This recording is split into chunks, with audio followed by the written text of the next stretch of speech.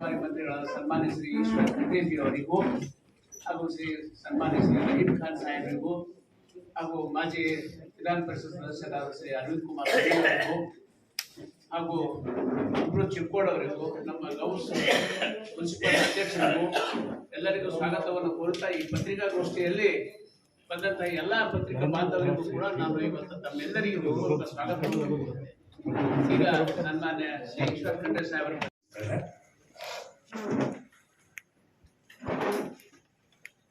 ಆತ್ಮೀಯ ಬಂಧುಗಳೇ, ತಾವೆಲ್ಲ ಗಮನಿಸ್ತಾ ಇದ್ದೀರಿ. ಇವತ್ತು ಯತ್ನಾಳ್ ಅವರು ಏನು ವಿಶ್ವಗುರು ಬಸವಣ್ಣನವರ ಬಗ್ಗೆ ಅತ್ಯಂತ ಲಘುವಾಗಿ ಮತ್ತು ಅವಹೇಳನಕಾರಿ ಹೇಳಿಕೆಯನ್ನು ಕೊಟ್ಟಿದ್ದಂಥದ್ದು ನನ್ನ ಪರವಾಗಿ, ಪಕ್ಷದ ಪರವಾಗಿ ಬಹಳ ಕಟುವಾಗಿ ಇದನ್ನು ನಾನು ಖಂಡಿಸ್ತೇನೆ. ಮತ್ತೆ ಇವತ್ತು ಬಸನಗೌಡ ಯತ್ನಾಳ್ ಅವರು ಒಬ್ಬ ಜೋಕರ್ ಅಷ್ಟೇ ಅಲ್ಲ, ಅವರೊಬ್ಬ ಮಾನಸಿಕ ರೋಗಿ. ಇವತ್ತು ಅವರು ಯಾವುದಾದ್ರೂ ಒಬ್ಬ ಮಾನಸಿಕ ವೈದ್ಯರ ಹತ್ರ ಹೋಗಿ ಚಿಕಿತ್ಸೆ ಪಡೆಯುವುದು ಸೂಕ್ತ ಅಂತ ಹೇಳಿ ನಾನು ಹೇಳಿಕೆ ಬಯಸ್ತಾ ಇದ್ದೀನಿ. ಅವ್ರೇನು ಹೇಳಿಕೆ ಕೊಟ್ಟಿದ್ದಾರೆ, ಬಸವಣ್ಣನವರು ಹೊಳೆ ಹಾರಿ ಇವತ್ತು ಆತ್ಮಹತ್ಯೆ ಮಾಡಿಕೊಂಡಿದ್ದಾರೆ, ಹೇಳಿ ಅನ್ನುವಂತ ರೀತಿಯಲ್ಲಿ ಬಿಂಬಿಸುವಂತ ಒಂದು ಕೆಲಸವನ್ನು ಮಾಡಿದ್ದಾರೆ. ಇದು ಅತ್ಯಂತ ನೀಚವಾದಂಥದ್ದು. ಇತಿಹಾಸ ಅರಿಯದೆ ಇವತ್ತು ಸಂಘ ಪರಿವಾರದವರಿಗೆ, ಸಂಘಿಗಳಿಗೆ ಇವತ್ತು ಖುಷಿ ಪಡಿಸಲಿಕ್ಕೆ ಈ ರೀತಿ ಏನು ಹೇಳಿಕೆ ಕೊಟ್ಟಿದ್ದಾರೆ, ಇದು ನಿಜವಾಗಿಯೂ ಅತ್ಯಂತ ಖಂಡನೀಯ ಅನ್ನುವಂತ ಒಂದು ಮಾತನ್ನು ಇಲ್ಲಿ ನಾನು ಹೇಳಿಕೆ ಬಯಸ್ತಾ ಇದ್ದೀನಿ. ವಿಶ್ವಗುರು ಬಸವಣ್ಣನವರನ್ನು ನಾವು ನಮ್ಮ ರಾಜ್ಯದ ಸಾಂಸ್ಕೃತಿಕ ನಾಯಕ ಅಂತ ಹೇಳಿ ಘೋಷಣೆ ಮಾಡಿದ್ದೇವೆ. ಸಮಾಜಕ್ಕಾಗಿ ಇವತ್ತೇನು 11ನೇ ಶತಮಾನದಲ್ಲಿ ಸಮಾಜ ಧಾರ್ಮಿಕ ಕ್ರಾಂತಿ ನಡೀತು. ಸ್ವಾತಂತ್ರ್ಯ, ಸಮಾನತೆ, ಕಾಯಕ, ದಾಸೋಹ, ಸಹೋದರತ್ವ, ಸಹಬಾಳ್ವೆಯ ತಳದಿಯ ಮೇಲೆ ಸುಂದರವಾದಂತಹ ಭವ್ಯವಾದಂತಹ ಸಮಾಜ ನಿರ್ಮಾಣ ಮಾಡಬೇಕು ಅಂತ ಹೇಳಿ ಇಡೀ ಜಗತ್ತು ಇವತ್ತು ಬಸವಣ್ಣನವರ ಬಗ್ಗೆ, ಅವರ ಇತಿಹಾಸದ ಬಗ್ಗೆ ಅಧ್ಯಯನ ಮಾಡಲಿಕ್ಕೆ, ತಿಳ್ಕೊಳ್ಳಿಕ್ಕೆ ಪ್ರಯತ್ನ ಮಾಡಿದಂತಹ ಸಂದರ್ಭದಲ್ಲಿ ತನ್ನ ವೈಯಕ್ತಿಕ ಸ್ವಾರ್ಥಕ್ಕಾಗಿ ತಮ್ಮ ಪಕ್ಷದ ಏನು ಆಂತರಿಕ ಕಲಹಗಳೇನಿದ್ದಾವೆ, ಆಂತರಿಕ ಕಲಹಗಳನ್ನು ಇವತ್ತು ಅದನ್ನು ತಮ್ಮ ಸ್ವಾರ್ಥಕ್ಕಾಗಿ ಬಳಸ್ಕೊಳ್ಳಿಕ್ಕೆ ಏನು ಪಕ್ಷ ತನ್ನ ಹತೋಟಿಯಲ್ಲಿ ತರಬೇಕು ಅಂತ ಹೇಳಿ ಈಗೇನೋ ನಾಟಕ ಮಾಡ್ತಾ ಇದ್ದಾರೆ ಪ್ರತಿಭಟನೆ ನೆಪದಲ್ಲಿ. ಇದು ಬರೀ ನಾಟಕ ಅಂತ ಹೇಳಿ ಹೇಳಿಕೆ ಬಯಸ್ತಾ ಇದ್ದೀನಿ. ಅವರ ಹೇಳಿಕೆಯಿಂದ ಇಡೀ ಜಗತ್ತಿನಾದ್ಯಂತ ಇರುವಂತಹ ಬಸವಾನಿಗಳಿಗೆ ಅತ್ಯಂತ ನೋವಾಗಿದೆ. ವಿನಾಶಕಾಲ ವಿಪರೀತ ಬುದ್ಧಿ ಅನ್ನುವಂತಹ ರೀತಿಯಲ್ಲಿ ಇವರು ಬಸವನಗೌಡ ಹೇಳಿಕೆ, ಯತ್ನಾಳ್ ಅವರು ಏನು ಹೇಳಿಕೆ ಕೊಟ್ಟಿದ್ದಾರೆ, ಇದರ ಫಲ ಬಸವ ಭಕ್ತರು ಅವರಿಗೆ ಮುಂದಿನ ದಿನಮಾನಗಳಲ್ಲಿ ಇವತ್ತು ಕೊಡ್ತಾರೆ ಅನ್ನುವಂಥ ಮಾತನ್ನು ಹೇಳಿಕೆ ಬಯಸ್ತಾ ಇದ್ದೇನೆ. ಇನ್ನೊಂದು ಅತ್ಯಂತ ಮಹತ್ವದಾದಂತಹ ಒಂದು ವಿಷಯ ಏನಪ್ಪಾ ಅಂತ ಹೇಳಿದ್ರೆ, ಮೌನಂ ಸಮ್ಮತಿ ಲಕ್ಷಣಂ ಅನ್ನುವಂತ ರೀತಿಯಲ್ಲಿ ಭಾರತೀಯ ಜನತಾ ಪಕ್ಷದವರು ಇವರು ಯಾವ ರೀತಿಯಲ್ಲಿ ಇವರ ನಿಜವಾದಂತ ಬಣ್ಣ ಇಂಥ ಪರಿಸ್ಥಿತಿಯಲ್ಲಿ ಬಯಲಾಗ್ತದೆ. ಬಸವಣ್ಣನವರ ಹೆಸರು ಹೇಳಿ ಮತ ಕೇಳ್ತಾರೆ, ಆದ್ರೆ ಅದೇ ವಿಶ್ವಗುರು ಬಸವಣ್ಣನವರು ನಮ್ಮೆಲ್ಲರ ಆರಾಧ್ಯ ದೇವರು, ಅವ್ರ ಬಗ್ಗೆ ಇಷ್ಟೊಂದು ಕೀಳು ಮಟ್ಟದ, ನೀಚ ಮಟ್ಟದ, ಇಷ್ಟೊಂದು ಅವಹೇಳನಕಾರಿ ಹೇಳಿಕೆ ಕೊಟ್ಟಂತ ಸಂದರ್ಭದಲ್ಲಿಯೂ ಒಂದು ಸಣ್ಣ ಖಂಡನೆ ಸಹಿತ ಈ ಭಾರತೀಯ ಜನತಾ ಪಕ್ಷದವರು ಮಾಡಲಿಕ್ಕೆ ಹೋಗೋದಿಲ್ಲ. ಇದು ಏನ್ ತೋರಿಸ್ಕೊಡ್ತದೆ? ಇವರು ಅದಕ್ಕೆ ಉತ್ತರ ಕೊಡ್ಬೇಕಲ್ಲ. ಇವತ್ತು ಜನ ಭಾರತೀಯ ಜನತಾ ಪಕ್ಷದಿಂದ ಮತ್ತು ವಿಶೇಷವಾಗಿ ಯತ್ನಾಳ್ ಕಡೆಯಿಂದ ಇವತ್ತು ಪ್ರಶ್ನೆಗಳು ಕೇಳ್ತಾ ಇದ್ದಾರೆ ಅವರಿಗೆ. ಅವ್ರೇನ್ ಇವತ್ತು ರೈತರ ಪರವಾಗಿ ಹೋರಾಟ ಮಾಡ್ತಾ ಇದ್ದೀವಿ ಅಂತೇಳಿ ವಾಕ್ಫ್ ಇಶ್ಯೂ ತೆಗೆದುಕೊಂಡು ಪ್ರತಿಭಟನೆ ಮಾಡಲಿಕ್ಕೆ ಪ್ರಯತ್ನ ಮಾಡ್ತಾ ಇದ್ದಾರೆ. ಇದ್ರ ಬಗ್ಗೆ ಈಗಾಗಲೇ ನಮ್ಮ ಸರ್ಕಾರ ಸನ್ಮಾನ ಮುಖ್ಯಮಂತ್ರಿಗಳು ಹೇಳಿಕೆ ಕೊಟ್ಟಿದ್ದಾರೆ. ಇವತ್ತು ಯಾವುದೇ ರೈತರಿಗೆ ಅನ್ಯಾಯ ಮಾಡಲಿಕ್ಕೆ ಬಿಡೋದಿಲ್ಲ. ಇವತ್ತು ಯಾರ್ದಾದ್ರೂ ಯಾವುದೇ ಸ್ಥಳ ತನಿಖೆ ಇಲ್ಲದೆ ನೇರವಾಗಿ RTC ಎಂಟ್ರಿ ಆದ್ರೆ ಅದನ್ನು ಪುನರ್ ಪರಿಶೀಲನೆ ವಾಪಸ್ ಪಡೆಯುವುದಾಗಿಯೂ ನೋಟಿಸ್ಗಳು ಹೇಳಿದ್ದಾರೆ, ಮತ್ತೆ ಆದೇಶ ಸಹಿತ ಕೊಟ್ಟಿದ್ದಾರೆ. ಇಷ್ಟೆಲ್ಲ ಕೊಟ್ಟಿದ್ರು ಯತ್ನಾಳ್ ಅವರೇ, ಇದು ನಿಮ್ಮ ಕಪಟ ನಾಟಕ ಇಲ್ವಾ? ಇವತ್ತು ನಿಮ್ಮ ಪಕ್ಷದ ಏನು ಒಳ ಜಗಳ ಇದೆ ಅದನ್ನು ನೀವು ಸ್ವಾರ್ಥಕ್ಕಾಗಿ ಈ ಹೋರಾಟ ಮಾಡ್ತಕ್ಕಂಥದ್ದು ಜನರಿಗೆ ಅರ್ಥ ಆಗೋದಿಲ್ಲವಾ? ಇವತ್ತು ಇವರು ಉತ್ತರ ಕೊಡಬೇಕು. ಏನಪ್ಪಾ ಅಂತ ಹೇಳಿದ್ರೆ, ಇವ್ರ ಕಾರ್ಯಕಾಲದಲ್ಲಿ ಇವ್ರು ಎಷ್ಟು ನೋಟಿಸ್ಗಳು ಕೊಟ್ಟಿದ್ದಾರೆ ಜನರಿಗೆ. ಇವತ್ತು ಎಷ್ಟು ಕಡೆ ಇವರು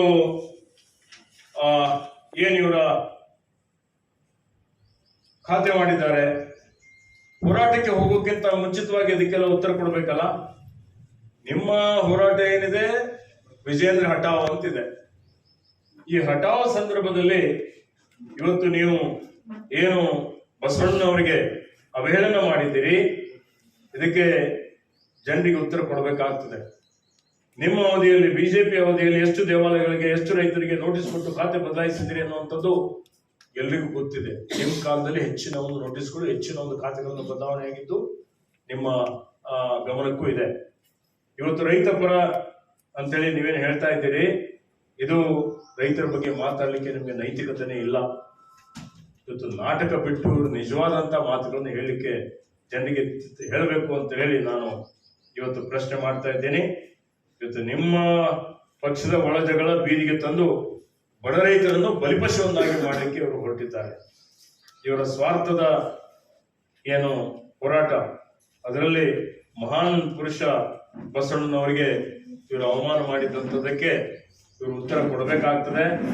ಮತ್ತೆ ಅದರಲ್ಲಿ ವಿಶೇಷವಾಗಿ ಇವತ್ತಿನ ಭಾರತೀಯ ಜನತಾ ಪಕ್ಷ ಬಹಳ ಮೌನ ಆಚರಣೆ ಮಾಡ್ತಾ ಇದೆ. ಇಷ್ಟೆಲ್ಲ ಬಸವಣ್ಣನ ಬಗ್ಗೆ ಅವಹೇಳನ ಮಾಡಿದ್ರು ಸಹಿತ ಇವರೇನು ಚಕಾರ ಎತ್ತಾ ಇಲ್ಲ. ಇದೇನ್ ತೋರಿಸ್ಕೊಡ್ತದೆ ಅಂತ ಹೇಳಿದ್ರೆ, ಭಾರತೀಯ ಜನತಾ ಪಕ್ಷದ ವರಿಷ್ಠ ನಾಯಕರುಗಳು ಬಸನಗೌಡ ಯತ್ನಾಳ್ರ ಮುಖಾಂತರ ಸಾಂಸ್ಕೃತಿಕ ನಾಯಕ ಬಸವಣ್ಣನವರನ್ನು ಅವಹೇಳನ ಮಾಡಲಿಕ್ಕೆ ಛೂ ಬಿಟ್ಟಿದ್ದಾರೆ.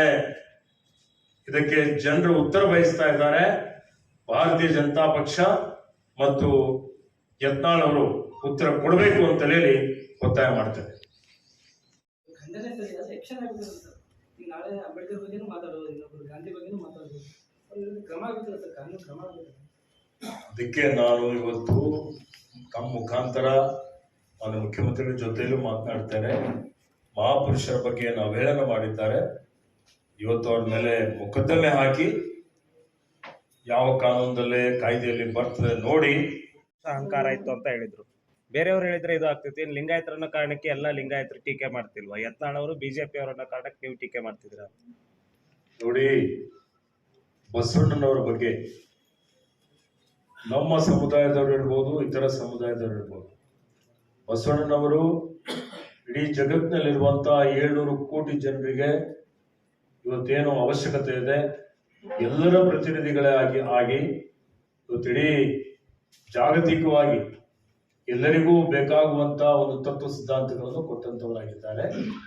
ಹೀಗಾಗಿ ಆ ಮಹಾಪುರುಷರು ಯಾವುದೇ ಒಂದು ಜಾತಿಗೆ, ಒಂದು ಪಕ್ಷಕ್ಕೆ, ಒಂದು ಗುಂಪಿಗೆ ಸೇರಿದವರು ಆಗಿರೋದರಿಲ್ಲ. ಆ ಕಾರಣಕ್ಕಾಗಿ ಯಾರೇ ಬಸವಣ್ಣವರ ಬಗ್ಗೆ ಅವಹೇಳನಕಾರಿ ಹೇಳಿಕೆಗಳನ್ನು ಕೊಟ್ಟಂಥದ್ದು ಖಂಡನೀಯವಾಗಿದೆ. ಅವರೆಲ್ಲರ ಮೇಲೆ ಕಾನೂನು ಪ್ರಕಾರ ಕ್ರಮ ಆಗಬೇಕು ಅಂತ ಹೇಳಿ ಒತ್ತಾಯ ಮಾಡ್ತೇನೆ. ಈಗಾಗಲೇ ಪ್ರಕ್ರಿಯೆ ಪ್ರಾರಂಭ ಆಗಿದೆ. ಸನ್ಮಾನ್ಯ ಮುಖ್ಯಮಂತ್ರಿಗಳೇ ಒಂದು ಹೇಳಿಕೆಯನ್ನು ಕೊಟ್ಟಿದ್ದಾರೆ, ಆದೇಶವನ್ನು ಕೊಟ್ಟಿದ್ದಾರೆ. ಹೊಸದಾಗಿ ಯಾರಿಗಾದ್ರೂ ನಾವು ಬಂದ ಮೇಲೆ ನಿಮ್ಮ ಮಾಹಿತಿಗಾಗಿ ನಾನು ಜಿಲ್ಲಾಧಿಕಾರಿಗಳ ಕಡೆಯಿಂದ ವರದಿಯನ್ನು ತರಿಸ್ಕೊಂಡಿದ್ದೇನೆ.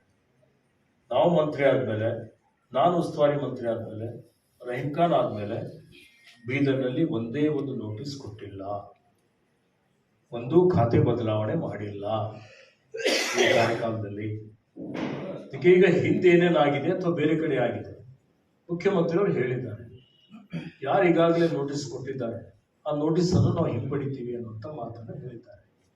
ಎಲ್ಲಿ ಖಾತೆ ಬದಲಾವಣೆ ಮಾಡಿದ್ದಾರೆ, ಈಗ ಉದಾಹರಣೆಗೆ ಒಂದು ಗ್ರಾಮದ ಹೆಸರು ನೀವು ಹೇಳಿದ್ದೀರಿ, ಇವತ್ತು ಖಾತೆ ಬದಲಾವಣೆ ಆಗಿದ್ದು ಅದಕ್ಕೆ ಒಂದು ಕಾನೂನುಬದ್ಧವಾದಂಥ ಪ್ರಕ್ರಿಯೆ ಇದೆ. ನಾನು ಜಿಲ್ಲಾಧಿಕಾರಿಯವರಿಗೆ ಮಾತನಾಡಿದೆ, ಜಿಲ್ಲಾಧಿಕಾರಿ ಹಂತದಲ್ಲಿ ಆಗೋದಿಲ್ಲ, ಪ್ರಸ್ತಾವನೆ ಸರ್ಕಾರಕ್ಕೆ ಹೋಗಿ ಸರ್ಕಾರ ಮಾಡಬೇಕಾಗಿದೆ ಅಂತ ಹೇಳಿದ್ದಾರೆ.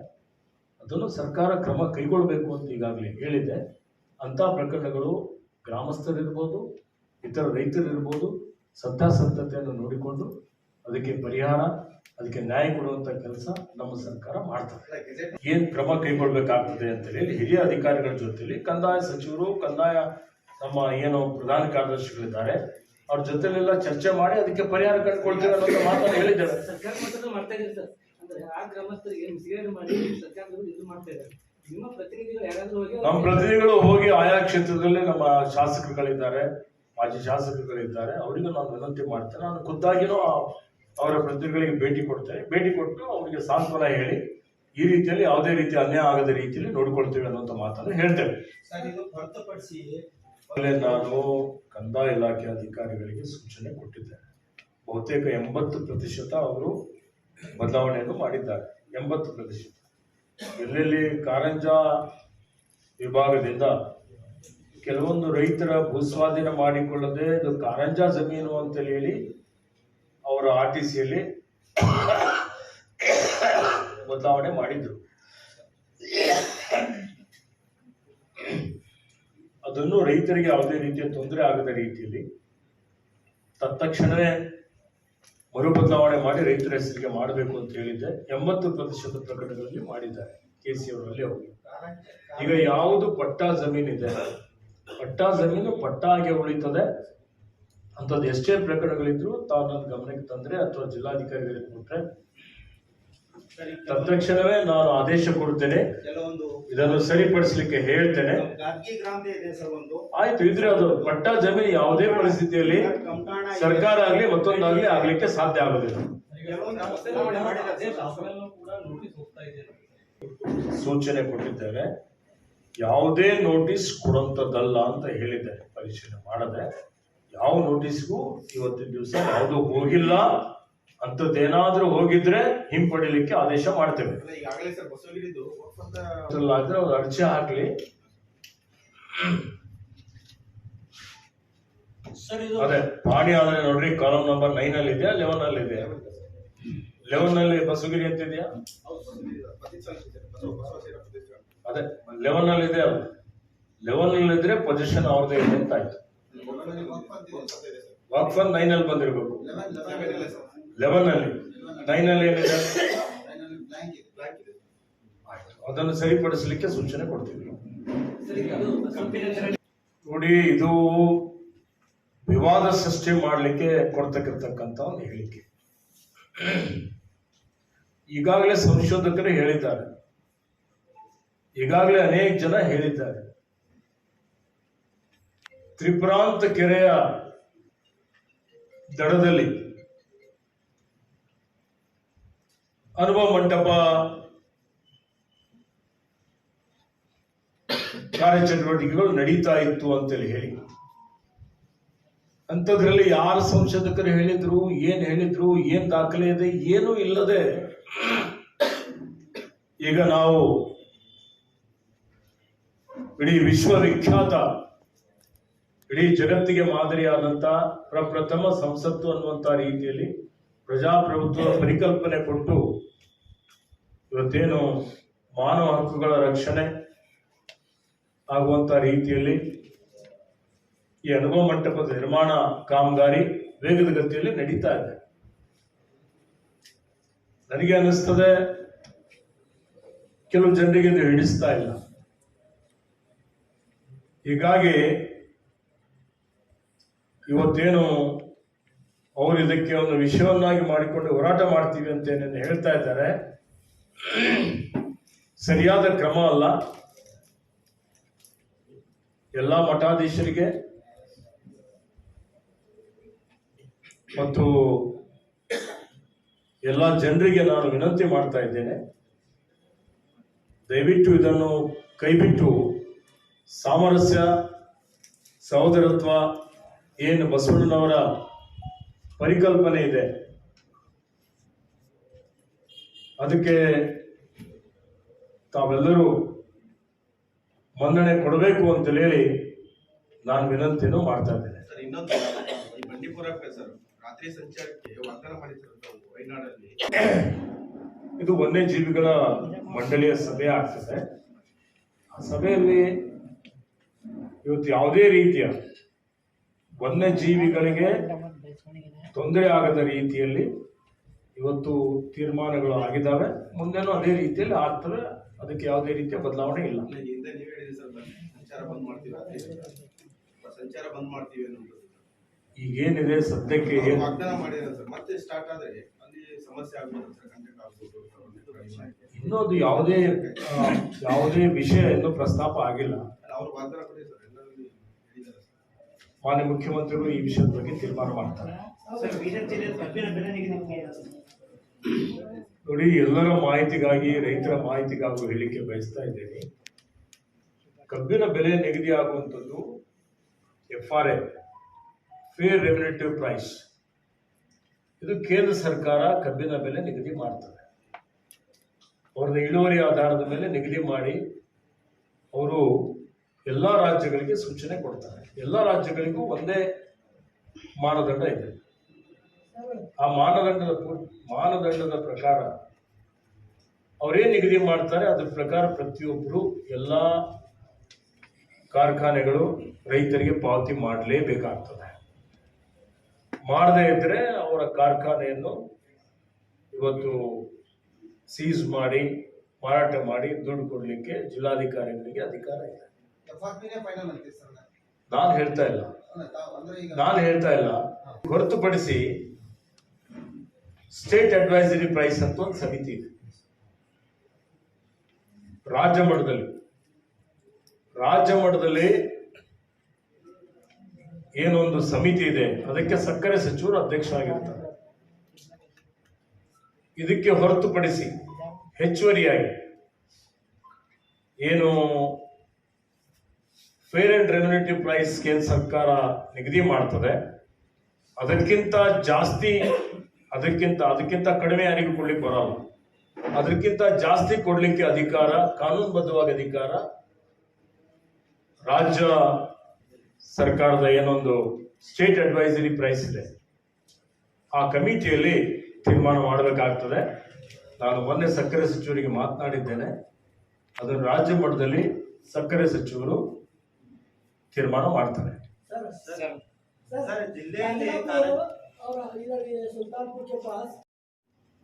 ಇಡೀ ದೇಶದ ಜನ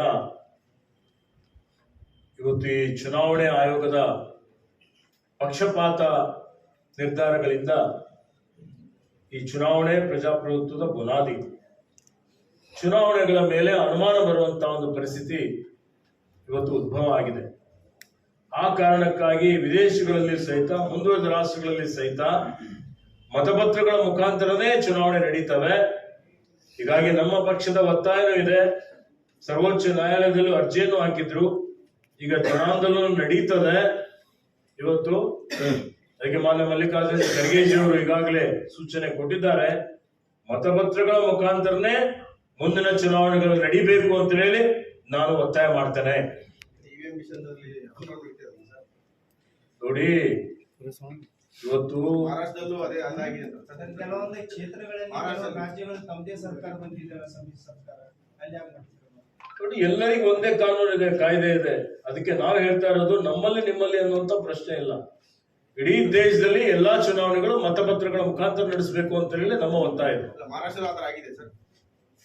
ನೋಡಿ, ಆ ಮಹಾರಾಷ್ಟ್ರದ ಏನ್ ಕಾರ್ಯಕರ್ತರಿದ್ದಾರೆ ಅವರೇ ಮಾತನಾಡ್ತಾರೆ. ಇಲ್ಲಿ ಈ ಒಂದು ಬಡಾವಣೆಯಲ್ಲಿ, ಈ ಒಂದು ಬೂತ್ ನಲ್ಲಿ ಎಲ್ಲಾ ಕಾಂಗ್ರೆಸ್ನ ಮತಗಳಿದ್ದಾವೆ. ಅಲ್ಲಿ ಭಾರತೀಯ ಜನತಾ ಪಕ್ಷಕ್ಕೆ ಇವತ್ತು ಬಹುಮತ ಸಿಕ್ಕಿದೆ. ಅವ್ರಿಗೆ ಅನುಮಾನ ಬರ್ತಾ ಇದೆ. ಮುಂದಿನ ಇವತ್ತು ಚುನಾವಣೆ ಅದನ್ನು ತಡಿಬೇಕು ಅಂತ ಹೇಳಿದ್ರೆ ಪಾರದರ್ಶಕವಾಗಿ ನಿಷ್ಪಕ್ಷಪಾತವಾಗಿ ಚುನಾವಣೆ ನಡೀಬೇಕು ಅಂದ್ರೆ मतपत्रಗಳ ಮುಖಾಂತರ ಚುನಾವಣೆ ನಡೀಬೇಕು. सुप्रीम कोर्ट तो बोल दिया है ना, आप जब जीतते हैं तो है ना उसको साइलेंट हो जाते हैं, और जब नहीं जीतते हैं तो बैलेट पेपर के ऊपर करो बोलते हैं बोलकर एक उसको है ना एक टास्क लिया है पॉलिटिकल पार्टीज के ऊपर। जनाभिप्राय बहुत ही अत्यंत महत्व है प्रजातंत्र में, लोकतंत्र में। अब जनाभिप्राय देश भर में ऐसा है कि कुछ गड़बड़ है तो ऐसा लग possible रहा है क्या है, सर? तो इसलिए हम possible बैलेट से ये चुनाव होना बोल के बोल रहे हैं। पॉसिबल है क्या बोल रहा हूँ सर? क्यों नहीं है? विदेश में तक बैलेट से ही चुनाव होता है। Supreme Court is asking to the winning parties then you are a pleasure on the result वो declared सब by कुछ the हो सकता है, parties. ठीक है। ಸರ್ ನೀವು ಮೊನ್ನೆ ಖರ್ಗೆ ಅವ್ರನ್ನ ಭೇಟಿ ಆದ್ರಲ್ಲ, ಆತ್ಮಹತ್ಯೆ ಯಾವುದೇ ಸಮಸ್ಯೆಗಳಿಗೆ ಪರಿಹಾರ ಇಲ್ಲ. ನಾವು ರೈತರ ಪರ ಇದ್ದೀವಿ, ಇವತ್ತು ರೈತರ ಜೊತೆಯಲ್ಲಿದ್ದೀವಿ. ಹೀಗಾಗಿ ರೈತರ ಒಂದು ಸಭೆ ಕರೆಯಲಿಕ್ಕೆ ಮಾನ್ಯ ಮುಖ್ಯಮಂತ್ರಿಗಳಿಗೆ ಉಪಮುಖ್ಯಮಂತ್ರಿಗಳಿಗೆ ವಿನಂತಿ ಮಾಡಿದ್ದೇನೆ. ಬೆಳಗಾವಿ ಅಧಿವೇಶನದಲ್ಲಿ ಇವತ್ತು ಈ ಕಾರಂಜ ಸಂತ್ರಸ್ತರ ಬಗ್ಗೆ ಒಂದು ಸಭೆ ಇವತ್ತು ಅಲ್ಲಿ ಮಾಡಿಸ್ತೇನೆ. BSS के ಬಗ್ಗೆನೂ ಶಿವಾನಂದ ಪಾಟೀಲ್ ಅವರಿಗೆ ಮಾತನಾಡಿದ್ದೇನೆ. ಆ ಸಭೆ ರೈತರ ಸಭೆ ಎಲ್ಲೋ ಬೆಳಗಾವಿ ಅಧಿವೇಶನದಲ್ಲಿ ಮಾತಾಡ್ತಾರೆ. ಸರ್, ನಾಳೆ ಮುಖ್ಯಮಂತ್ರಿ ಕಾರ್ಯಕ್ರಮಕ್ಕೆ ಗ್ರಾಮ ಪಂಚಾಯತ್ ಅನುದಾನ ಉಪಯೋಗ ಮಾಡ್ಕೋತೀರಿ ಜನರಿಗೆ ಕರೆಗ್ಲಿಕ್ಕೆ ಸುರೇಶ್ ಗೌಡ ಆರೋಪ ಮಾಡಿದ್ದಾರೆ ಬಿಜೆಪಿ ಶಾಸಕರು. ಸ್ವಾಭಿಮಾನಿ ಸಮಾವೇಶ ಏನ್ ಹೇಳ್ತೀರಾ ನೀವು? ನಾಳೆ ಕಾರ್ಯಕ್ರಮಕ್ಕೆ ಜನರಿಗೆ ಕರ್ಕೊಂಡ್ ತರಲಿಕ್ಕೆ ಗ್ರಾಮ ಪಂಚಾಯತ್ ಹೇಳುವುದೇ ಬಿಜೆಪಿ ಒಂದು ಜಯಮಾನ. ಸುಳ್ಳು ಹೇಳಿದ್ರು ನಿಸ್ಸೀಮರಾಗಿದ್ದಾರೆ. ಇದೇ ರೀತಿ 100 ಸಲ ಸುಳ್ಳು ಹೇಳ್ತಾರೆ ಅಂತ ಹಾಗೆ ಬರೀತೀರಿ. ಸತ್ಯಾಂಶ ಗೊತ್ತಾಗಬೇಕಲ್ಲ, ಏನೋ ದಾಖಲೆ ಇದೆ ಅವ್ರ ಹತ್ರ, ಹೇಳ್ರಿ. ಪತ್ರಿಕಾಗೋಷ್ಠಿ ನಡೆಸಿ ಆರೋಪ ಮಾಡಿದ್ದಾರೆ. ಮಾಡ್ತಾರೆ, ಸುಳ್ಳು ಆರೋಪ ಮಾಡ್ತಾರೆ. ನಾವು ಸತ್ಯಾಸತ್ಯತೆ ಸಂಶೋಧನೆ ಮಾಡ್ಬೇಕು. ಅವ್ರು ಹೇಳಿದ ಸತ್ಯ ಇದೆ ಸುಳ್ಳು ಇದೆ ಕೇಳ್ಬೇಕು. ಅವ್ರಿಗೆ ಸುಳ್ಳು ಯಾಕೆ ಹೇಳ್ತಾ ಇದೆಯಾ? ಸುಳ್ಳು ಹೇಳಿದವ್ರಿಗೆ ಚೀಮಾರಿ ಹಾಕ್ಬೇಕು. ಇವತ್ತು ಖಾಸಗಿಯಾಗಿ ಪಕ್ಷದ ಆಧಾರದ ಮೇಲೆ ಮಾಡ್ತಕ್ಕಿರ್ತಕ್ಕಂಥ ಸಮಾವೇಶಗಳಲ್ಲಿ ನಮ್ಗೇನು ಸರ್ಕಾರಿ ಇದು ಹಣ ದುರ್ಬಳಕೆ ಮಾಡ್ಕೊಳ್ಳೋದು ನಮ್ಗೇನು ಅವಶ್ಯಕತೆ ಇದೆ? ಆ ಪ್ರಶ್ನೆ ಉದ್ಭವ ಆಗೋದಿಲ್ಲ. बारिश बहुत हुआ है, रोड खराब हो चुके हैं. पिछले बीजेपी के जमाने में सब स्टैंडर्ड वर्क भी कुछ हो गया है, उसका भी जो है ना इंक्वायरी चल रहा है. अभी नया अनुदान आया है. अभी हमने दिसंबर 15 तक, दिसंबर 31 तारीख तक हमने जो है ना सभी डिपार्टमेंट वालों को सूचना दिया है, टारगेट भी दिया है कि कोई पोर्टल फ्री बनाना, पोर्टेबल बनाना बोल के. उसके बाद KKRDB में पैसा रख के रिंग रोड को 10 करोड़ रुपए हमने अनुदान दिया है, मैं रहीम खान मिलके. पूरा रिंग रोड हम कंप्लीट कर रहे हैं. ये जो रोड भी है, मेन रोड है नौबाद का, वो रोड भी पूरा हो रहा है. सिटी रोड, सुनो भैया, पूरा सुनने में तो पूरे सिटी के तमाम रोड को जो है ना सुधारण करने के लिए पूरा व्यवस्था हुआ है. 1-2 महीने में आप बदलाव देखेंगे. चलो थैंक यू. ಮುಂದುವರಿತಾ ಇದ್ದಾರೆ. ಖಾಲಿ ಇದೆಯಾ? ಅಲ್ಲ ಸರ್, ನೀವು ಆಕಾಂಕ್ಷೆ ಹೇಳಿ, ಖಾಲಿ ಇದೆಯಾ? ಅಲ್ಲಿ ಇಲ್ಲ ಸರ್. ಈಗಾಗಲೇ ಹೇಳಿದ್ದಾರೆ, ಈ ವಿಷಯದ ಬಗ್ಗೆ ವರಿಷ್ಠರು ತೀರ್ಮಾನ ಮಾಡ್ತಾರೆ ಅಂತ ಹೇಳಿದ್ರು. ಧನ್ಯವಾದ. ರಾಜಕಾರಣ ಮಾಡ್ತಾರೆ, ನಾವು ರಾಜಕಾರಣ ಮಾಡ್ಲಿಕ್ಕೆ ಹೋಗೋದಿಲ್ಲ. ಈ ದೇಶದಲ್ಲಿರುವಂತಹ 140 ಕೋಟಿ ಜನನು ಅವರೆಲ್ಲರೂ ರಾಷ್ಟ್ರ ಪ್ರೇಮಿಗಳೇ. ರಾಷ್ಟ್ರಕ್ಕಾಗಿ ದುಡಿದಿದ್ದಾರೆ, ಹುತಾತ್ಮರಾಗಿದ್ದಾರೆ, ಹೋರಾಟ ಮಾಡಿದ್ದಾರೆ, ಎಲ್ಲವನ್ನೂ ಮಾಡಿದ್ದಾರೆ. ಹೀಗಾಗಿ ಯಾವುದೇ ಒಂದು ಸಮುದಾಯಕ್ಕೆ ಮತದಾನದ ಹಕ್ಕು ಕೊಡಬಾರ್ರಿ ಅಂತ ಹೇಳುವಂಥದ್ದು ಸಂವಿಧಾನ ಬಾಹಿರವಾದಂತಹ ಒಂದು ಹೇಳಿಕೆಗಳು. ಈ ವಿಷಯದ ಬಗ್ಗೆ ಸರ್ಕಾರ ತೀರ್ಮಾನ ಮಾಡ್ತಾರೆ. ಸರ್, ಪಂಚಮಶಾಲಿ ಲೀಡರ್ಗೆ ಸಿದ್ದರಾಮಯ್ಯ ಸರ್ಕಾರ ಕರೆ ಮಾಡಿ ಬೆದರಿಕೆ ಆಗ್ತಿದೆ ಅಂತ ಶ್ರೀಗಳು ಹೇಳಿದ್ದಾರೆ.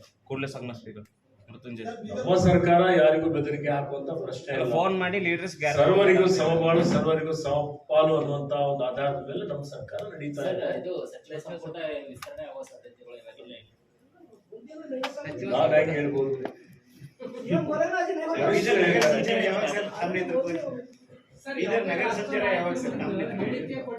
ಮಾಡ್ತೀನಿ ಸರ್. ಮಾಡ್ಬೇಕಾಗಿತ್ತು, ನನಗೆ ಸ್ವಲ್ಪ ಅನಾರೋಗ್ಯ ಇದೆ ನಿನ್ನೆ ಮೊನ್ನೆಯಿಂದ.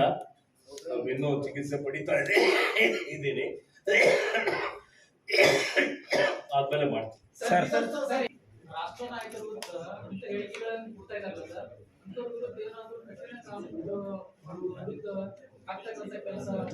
ನೋಡಿ, ನಮ್ಮ ಪಕ್ಷ ಎಲ್ಲಾ ವೇದಿಕೆಗಳಲ್ಲಿ ಯಾರ್ಯಾರು ಸಂವಿಧಾನ ಬಾಹಿರವಾದಂತಹ ಚಟುವಟಿಕೆಗಳಲ್ಲಿ ತೊಡಗಿಸಿಕೊಂಡಿದ್ದಾರೆ, ಯಾರ್ಯಾರಿವತ್ತು ಎಲ್ಲೆಲ್ಲಿ ದೌರ್ಜನ್ಯ, ಅನ್ಯಾಯ, ಅತ್ಯಾಚಾರ ಆಗ್ತಾ ಇದೆ, ಅದ್ರ ಬಗ್ಗೆ ಹೋರಾಟ ಇವತ್ತೇನು ಎಲ್ಲಾ ವೇದಿಕೆಗಳಲ್ಲಿ ಹೋರಾಟ ನಡೀತಾ ಇದೆ. ವಿಧಾನಸಭೆಯಲ್ಲಿ, ಲೋಕಸಭೆಯಲ್ಲಿ ಪ್ರಸ್ತಾಪ ಮಾಡ್ತಾ ಇದ್ದೀವಿ. ಆದ್ರೆ ಭಾರತೀಯ ಜನತಾ ಪಕ್ಷದವರು ಯಾವುದಕ್ಕೂ ಅವಕಾಶ ಕೊಡ್ತಾ ಇಲ್ಲ. ಅವರ ಸರ್ವಾಧಿಕಾರಿ ಧೋರಣೆ ಪದೇ ಧೋರಣೆಯಿಂದ ಪ್ರಜಾಪ್ರಭುತ್ವಕ್ಕೆ, ಸಂವಿಧಾನಕ್ಕೆ ಅಪಚಾರ ಆಗುವಂತ ಕೆಲಸ ಆಗ್ತಾ ಇದೆ. ಸರ್, ತಿಮ್ಮಾಪುರ ಅವರು ಹೇಳಿದ್ದಾರೆ ನಿನ್ನೆ ವ್ಯವಸ್ಥೆ ತುಂಬಾ ಕೆಟ್ಟಿದೆ, ಸಚಿವರು ಭ್ರಷ್ಟಾಚಾರ ನೋಡಿ ಏನಪ್ಪ ಇದು ಅನಿಸ್ತಿದೆ ಅಂತ ಹೇಳಿದ್ದಾರೆ. ಯಾರು ಹೇಳಿದ್ದಾರೆ? ತಿಮ್ಮಾಪುರ ಅವರು ಹೇಳಿದ್ದಾರೆ. ತಿಮ್ಮಾಪುರ ಅವರಿಗೆ ಕೇಳಬೇಕು. ಹಂಗಲ್ಲ ಸರ್, ನಿಮ್ಮ ಸಂಪುಟದಲ್ಲಿ ಹೇಳಿದ್ರೆ ನಾನೇನು ಹೇಳಿ ಅಲ್ಲ. ಜಿಲ್ಲಾಧಿಕಾರಿಗಳು ನನ್ನ ಜೊತೆ ಚರ್ಚೆ ಮಾಡಿದ್ರು, ಏನ್ ಮಾಡೋಣ ತಾವು ಹೇಳಿ ಅಂತ. ನಾನು ಹೇಳಿದೆ ಒಂದು ಸಭೆ ಕರೀರಿ, ಅದಕ್ಕೆಲ್ಲರೂ, ಎಲ್ಲಾ ಸಮುದಾಯದವರು, ಎಲ್ಲಾ ಪಕ್ಷದವರು, ಎಲ್ಲಾ ಸಂಘಟನೆಗಳು ಎಲ್ಲರ ಒಂದು ಬೇಷರತ್ತಾಗಿ ಬೆಂಬಲ ಸೂಚಿಸಬೇಕಾಗ್ತದೆ. ಎಲ್ಲರೂ ಒಗ್ಗಟ್ಟಾಗಿ ಮಾಡಬೇಕು ಅಂದ್ರೆ ಮಾಡಬಹುದು. ಎಲ್ಲ ಸಮಸ್ಯೆಗಳಿದ್ದಾವ ಅಂತ ಹೇಳಿದ್ರೆ ಮತ್ತೆ ಮುಂದಿನ ವರ್ಷ ಮಾಡುವಂತದಕ್ಕೆ ನೋಡೋಣ. ಸರ್, ಇದು ನಗರಾಭಿವೃದ್ಧಿ ಪ್ರಾಧಿಕಾರ ಪದೇ ಪದೇ ಸುದ್ದಿಯಲ್ಲಿರುತ್ತೆ. ಅನೇಕ ಲೋಕಾಯುಕ್ತ ಆಯ್ತು, ಬಹಳಷ್ಟು ನಾನು ಈಗಾಗಲೇ ಇವತ್ತು ದೂರುಗಳು ಬಂದಂತ ಸಂದರ್ಭದಲ್ಲಿ ಭ್ರಷ್ಟ ಅಧಿಕಾರಿಗಳನ್ನು ವರ್ಗಾವಣೆ ಮಾಡಬೇಕು ಅಂತ ಹಿಂದೆನೆ ನಾನು ಸೂಚನೆಯನ್ನು ಕೊಟ್ಟಿದ್ದೆ ಸರ್ಕಾರಕ್ಕೆ. ಕೇಳಿ, ಪೂರ್ತಿ ಕೇಳಿ. ಅದಕ್ಕೆ ಇವತ್ತಿದೇನು ಭ್ರಷ್ಟಾಚಾರ ಅನ್ನುವಂಥದ್ದಿದೆ, ಕ್ಯಾನ್ಸರ್ ತರ ಇದೆ. ಇದನ್ನು ತಡೆಗಟ್ಟಲಿಕ್ಕೆ ಎಲ್ಲರ ಸಹಕಾರ ಬೇಕು, ಸಾರ್ವಜನಿಕ ಸಹಕಾರನೂ ಬೇಕು. ಅದಕ್ಕೆ ಉತ್ತಮವಾದಂತಹ ಅಧಿಕಾರಿಗಳು ಸ್ಥಳ ನಿಯುಕ್ತಿ ಮಾಡಬೇಕು ಅನ್ನುವಂತಹ ಒಂದು ಮನವಿಯನ್ನು ಮಾನ್ಯ ನಗರಾಭಿವೃದ್ಧಿ ಸಚಿವರಿಗೆ ಮಾಡಿದ್ದೇನೆ. ಇದಕ್ಕೆ ಯಾರು ತಪ್ಪಿತಸ್ಥರಿದ್ದಾರೆ, ತಪ್ಪಿತಸ್ಥರ ಮೇಲೆ ಕಾನೂನಿನ ಕ್ರಮ ಆಗ್ತದೆ. ಎಲ್ಲೆಲ್ಲಿ ದೂರುಗಳು ಬಂದವೆ ಅಲ್ಲೆಲ್ಲ ತನಿಖೆ ನಡೀತಾ ಇದೆ. ತನಿಖಾ ವರದಿ ಬಂದ ಮೇಲೆ ಕ್ರಮ ಆಗುತ್ತೆ.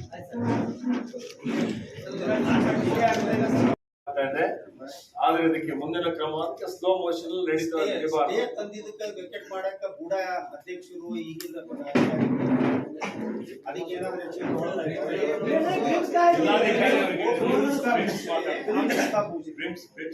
ಒಂದನೇ ತಾರೀಕಿಗೆ ನವೆಂಬರ್ 1ನೇ ತಾರೀಕಿಗೆ ತಾವು ಪ್ರೆಸ್ ಮೀಟ್ ಮಾಡಿದಾಗ ಬೀದರ್ ನ್ಯಾಚುರಲ್ ನಾಲಗಳಿಗೆ ಏನದ ಅಂತ ಆಕ್ಷನ್ ತಗೋತೀವಿ ಅಂತ ಹೇಳಿದ್ರಿ. ಒಂದು ತಿಂಗಳಾದ್ರು, ಅದ್ರ ಬಗ್ಗೆ ಏನು ಯಾವುದೋ ಆಕ್ಷನ್ ಆಗ್ಲಿಲ್ಲ ಅಥವಾ ಯಾವ್ದು ಪ್ಲಾನ್ ಆಗ್ಲಿಲ್ಲ. ಏನು ಪ್ಲಾನ್ ನಡೀತಾ ಇದೆ, ದುಡ್ಡಿದೆ, ಅದಕ್ಕೆ ಯೋಜನೆ ಆಗ್ತದೆ.